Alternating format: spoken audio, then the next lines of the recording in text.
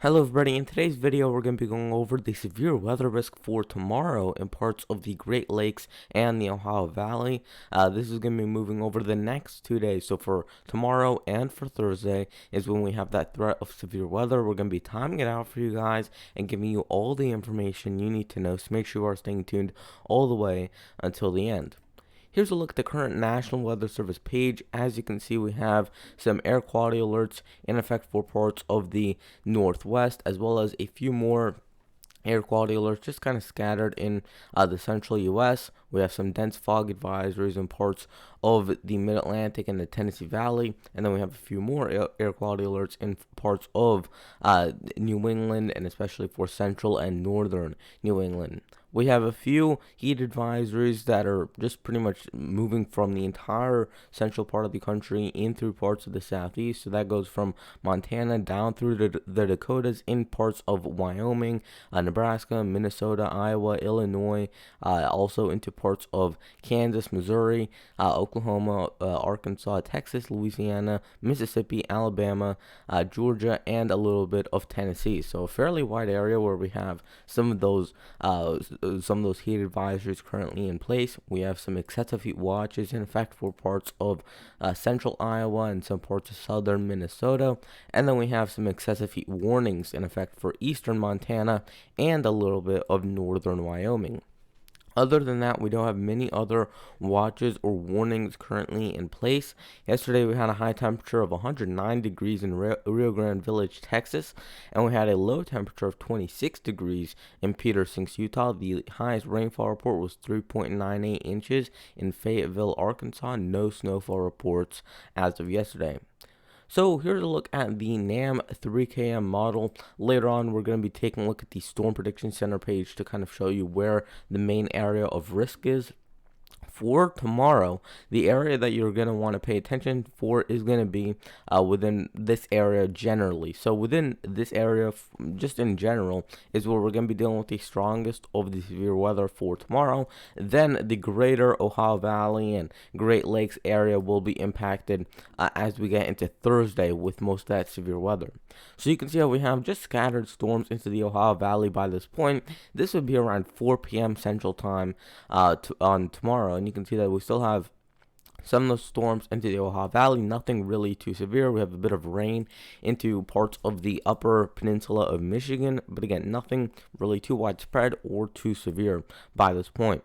You do start to see a few of these more intense storms start to pop up as we get to around 7 p.m. Central Time, and you can see that would be for tomorrow, and you can see that we have some of those storms into northern Wisconsin and also into the UP of Michigan. So these storms are rather severe. Main threats would be wind gusting up near 60 or even 70 miles per hour at times in a few of those storms. And also we could be dealing with moderate or even large hail at times. No major threat of tornadoes is present, although we can't rule out one or two weak and brief tornadoes. So that is definitely still a possibility with these storms. Then, as we move into later tomorrow night, so this will be around 10 p.m.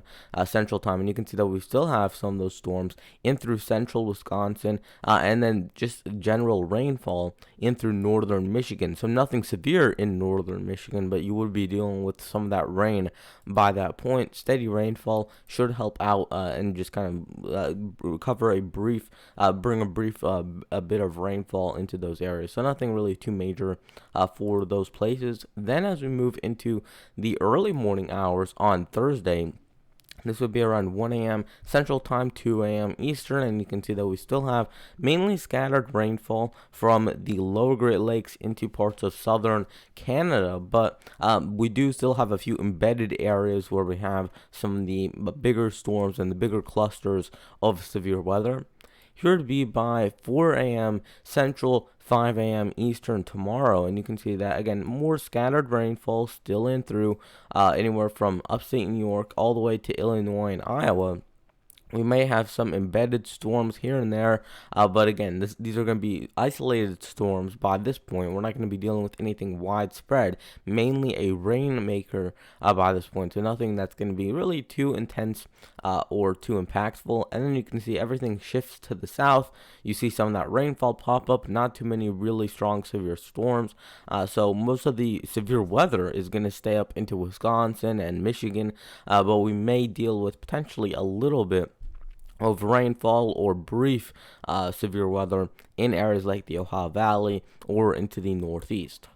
Here's a look at the total rainfall that is expected from this event. And you can see that we have some of those higher values in through parts of Wisconsin and the UP of Michigan, with those lower amounts as you get further to the south, so into the Ohio Valley, the Northeast. These areas are where we're dealing with much lower amounts of rainfall. So at most, you could be getting an inch of rain in these areas, but most places will be under half an inch. So we're not looking at that much rainfall as you get further to the southeast. Again, the biggest amounts are going to be into northern and central Wisconsin, where we have about 1 to 3 inches in some of those spots expected, or even more in a few places. So that would be the rainfall. Here's a look at the high temperatures. These are definitely going to be warm enough. We have, especially further to the west, where these storms will originally be forming, we're going to have temperatures that are going to be above 85, even approaching 100 or higher in parts of Minnesota and Iowa. And even though as you get further to the east, you do see some of the values go down a little bit. We have more of the temperatures into the upper 70s instead of the 80s. It still is going to be warm enough for severe weather, and especially since most of the storms are forming out here, you're not going to need the temperatures to be that warm in parts of Wisconsin or Michigan. You'll just need them to be warmer in areas like Minnesota and Iowa, where the storms are actually originating. Here's a look at the dew points, and these are also going to be rather high. Usually you want dew points above 60 to support some thunderstorms, and preferably they would be above 70 to get a real decent storm. You can see that they're above 70 over a large area, so you can see I'm just going to draw a line right here from the area that is above and below 70-degree dew points. So you can see that anywhere north of this line, we're below 70, and you are below it is above 70. And that's basically your line for severe weather. You can see how most of these severe thunderstorms in areas like Wisconsin are actually going to stay south of this black line. So you want to get above 70-degree dew points to actually see most of the severe weather. And that's typically how it goes, especially with these summer type of storms. One of the reasons we're not going to see too much severe weather in parts of the Ohio Valley and parts of the Northeast, for example, is because you're going over multiple water body. So you're dealing with these storms moving over Lake Michigan, potentially becoming a little bit weaker. They're also moving over Lake Huron. They're moving over Lake Erie, or they're even moving over, some of them, Lake Ontario. So that could definitely cause some issues. And because of that, because the lake waters are a little bit colder than on land, that could help break these storms apart just a little bit. Also, the dew points further to the south are much lower than what we were dealing with, let's say, in Wisconsin, Illinois, or Indiana, further to the west. So that is one of the reasons that these storms should be a little bit weaker as they head into that area. Taking a look at the CAPE values, the convective available potential energy. So this is just showing you how much energy is available. And this is a snapshot from Wednesday afternoon when the CAPE values are at their peak. You can see that we're dealing with really high values, all for the areas that are from the, let's say, just from Lake Michigan and south and west of there is where we're dealing with most of the highest values in terms of energy. And you can see, especially in the area over Wisconsin, Minnesota, Iowa, Illinois, that's where we have the highest numbers in terms of the convective available potential energy. You can see how, as you get into parts of Michigan, Ohio, Pennsylvania, upstate New York, we're dealing with CAPE values that are mainly below 2,000. So it's not going to be that much, and it won't be able to really support these storms, as well as some of these areas in parts of Wisconsin and Minnesota where we have these values up near 4,000, 5,000, even maybe higher than that in a few of those spots. Here's a look at the Storm Prediction Center page just to give you an idea of what they're thinking. We have a slight risk for tomorrow in place for parts of Minnesota, Wisconsin, and Michigan, as well as some of the surrounding states as well. So we have that slight risk in effect in that yellow color, and then we have the enhanced risk in parts of central Wisconsin. And again, that would be for tomorrow. If we look at the individual risks, we have a 5% chance of tornadoes in that brown area, 2% in the green area. So we're not looking at a huge risk of tornadoes, but again, I would not rule it out, especially over some of these areas in northern and central Wisconsin. If we look at the hail outlook, you can see that they're also expecting a fairly moderate risk of hail. We have a 5 to 15% chance within that yellow area of seeing hail.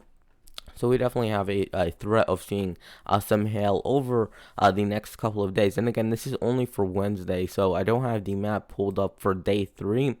The threat would, of course, be much lower. They only have a marginal risk up for day 3 in parts of the Ohio Valley, so we're not expecting too much in that regard. And if we're looking at the wind outlook, this is the biggest threat, and it's going to be over central Wisconsin, where we have that 30% risk in that red color, and then the rest of Minnesota, Wisconsin, and Michigan, as well as some surrounding areas, also have a 15% chance of wind damage for tomorrow. So that is going to wrap it up for today's video. Please consider liking the video, subscribing, and turning on notifications, and I'll see you guys in the next video. Goodbye.